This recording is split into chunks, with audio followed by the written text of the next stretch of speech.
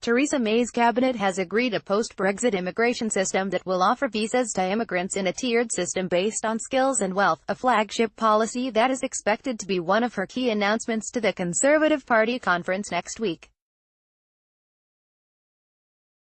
Downing Street hopes the migration policy will appeal to party members concerned about May's leadership and the Brexit negotiations, which last week appeared to have reached an impasse at Salzburg when EU leaders declared her Chequer's proposals would not work.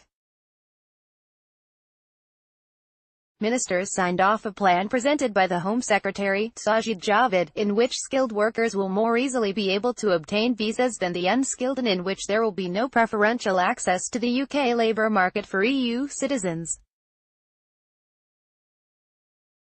Territories which strike a free trade deal with the UK, including the EU, will be given enhanced access to the British labour market, but that, in the future, could include the United States, Canada, or elsewhere.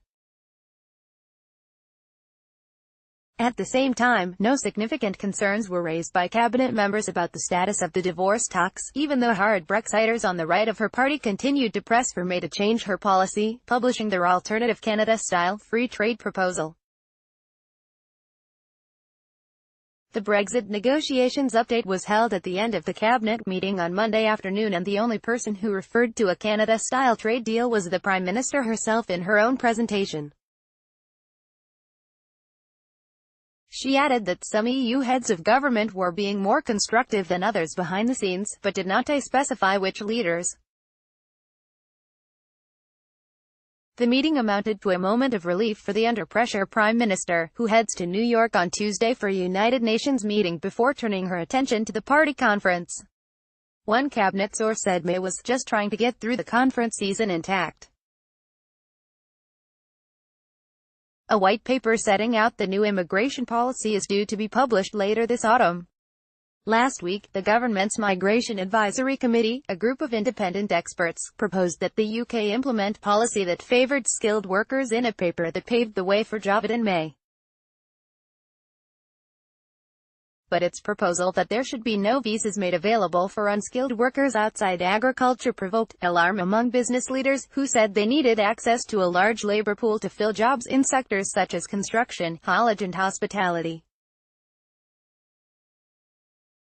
However, a Whitehall source said, whilst the MAC report said that low-skilled immigration doesn't really add anything to the economy, Sajid recognizes that for certain types of businesses, including hospitality and social care, you do need that labor flow coming in.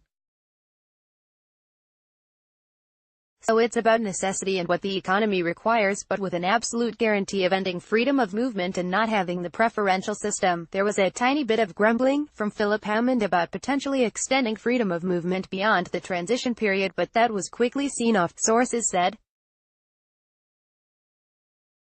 The Chancellor and Business Secretary Greg Clark both called for more flexibility so businesses could continue to operate.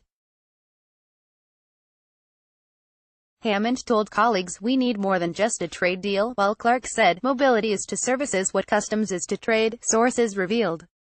Both men backed the Home Secretary's plan. The Welfare Secretary, Esther McVey, had what one colleague described as an indirect pop at the Chancellor.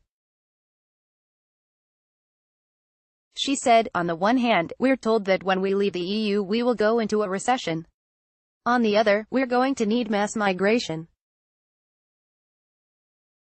They can't both be correct." Dominic Raab, the Brexit secretary, said after the meeting that ministers had a good, healthy discussion, and said that the Prime Minister told those present that, "We are going to keep our calm, hold our nerve."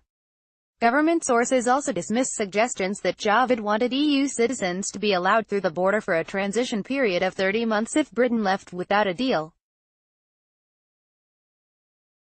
They said that the proposal was one of several raised at a cabinet subcommittee a while ago, but no agreement had been reached, and that the 30-month figure has been revised downwards since then.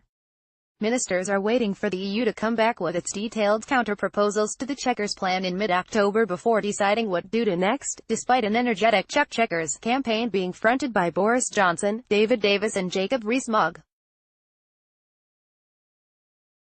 The trio tried to step up the pressure on May ahead of conference following the publication of a report by the right-wing Institute of Economic Affairs think tank that proposed a deregulated, free trade future for the UK.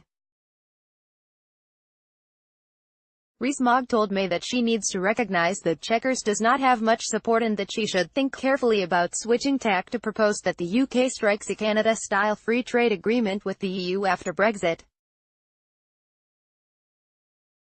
The chairman of the hard Brexit-backing European Research Group described May as a lady of singular wisdom, who is likely to recognise the reality that Chequers doesn't have much support, and that, with her wisdom and insight, she'll think carefully about adopting it. The MP was speaking in an event attended by a string of critics of May's Chequers plan, including former Brexit Secretary Davis. The group claims the plan would leave the UK forced to share regulations for food and goods with the EU after Brexit.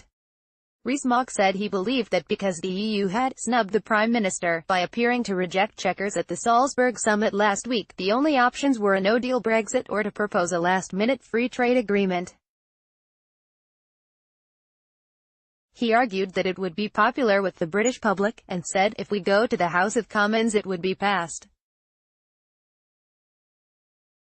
But at a morning press briefing held at the same time as the IEA event, Downing Street dismissed the idea that a Canada-type free trade agreement could work. Shankar Singham, director of the International Trade and Competition Unit at the IEA, called on ministers to rethink their Brexit strategy. Singham, speaking at the launch of the alternative Brexit plan, said the government's white paper would absolutely preclude a free trade agreement with the US. Singham's report argues that the UK should try to deregulate in comparison to the EU. He said, membership of the European Union stifles prosperity just as it prevents the UK governing itself. It saddles the UK with regulations that protect large incumbent businesses from competition, harming innovation and reducing efficiency. Davis said the UK's negotiations with the EU had reached a cul-de-sac. He said that the EU's rejection of Chequers at Salzburg was all too predictable, and it would have happened either there or at the European summit due next month. Boris Johnson did not attend the IEA event, but was quick to praise the report entitled Plan A on social media. He tweeted, Boris Johnson, @BorisJohnson, fine piece of work by @Shankar Singham at IE London. This is a plan the EU would understand and respect, delivering prosperity for the UK and our European partners. I've no doubt it would unite MPs and the country.